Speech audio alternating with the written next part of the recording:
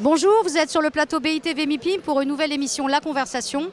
Une émission qui est née de l'ouvrage Architecte promoteur, une histoire récente, coédité par Business Immo et Anteprima.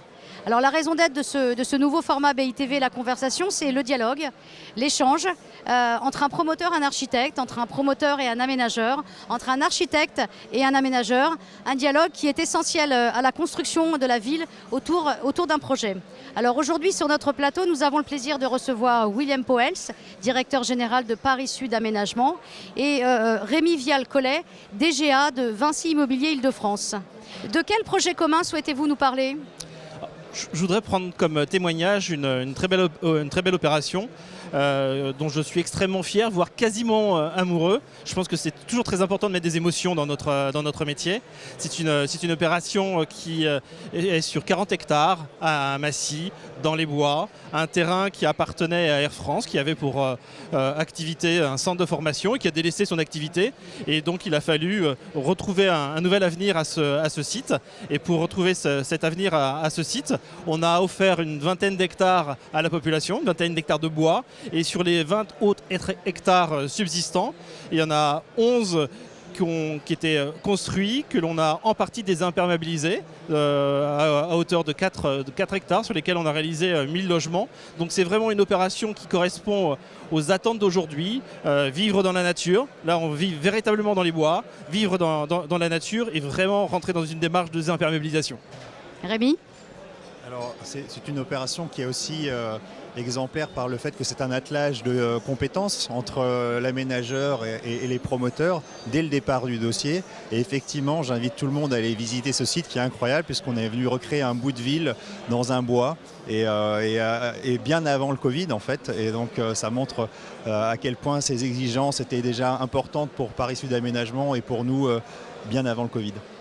Quelle est la vision respective de vos rôles d'aménageur et de promoteur ?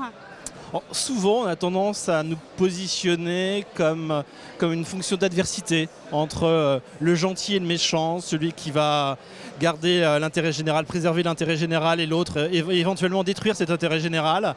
Je pense que ces sujets sont révolus.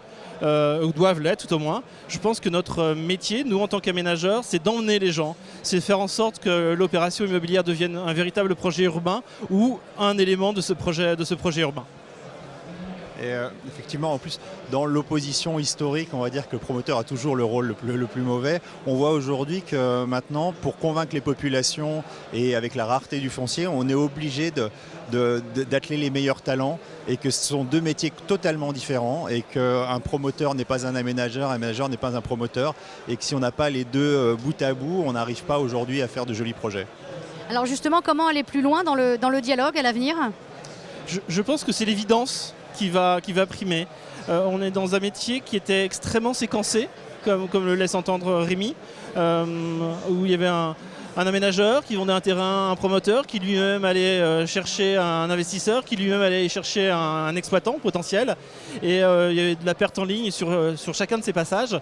Et aujourd'hui, on est plutôt dans une démarche à écraser l'ensemble de ces séquences, faire en sorte qu'elles soient plutôt circulaires et que les uns et les autres se retrouvent dans un même schéma. Et d'ailleurs, sur l'opération Vigénie, c'est une opération co-construite. C'est-à-dire que l'aménageur n'avait pas dessiné le projet, il a conçu le projet avec les promoteurs, la collectivité et le propriétaire.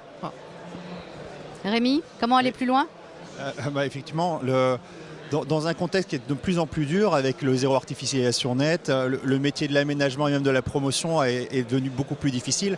Et les fonciers aujourd'hui qu'on regarde, ce sont des friches industrielles où il y a des grosses problématiques de pollution, des immeubles à réhabiliter. Et maintenant, on est en mode projet, c'est-à-dire qu'on réfléchit ensemble à comment sortir une affaire avec la compétence d'aménagement et la compétence de promotion. Et ensuite, quand le projet sort, on voit comment se répartir un peu les missions. Merci beaucoup à vous deux pour cet témoignage sur le dialogue autour d'un projet. Merci.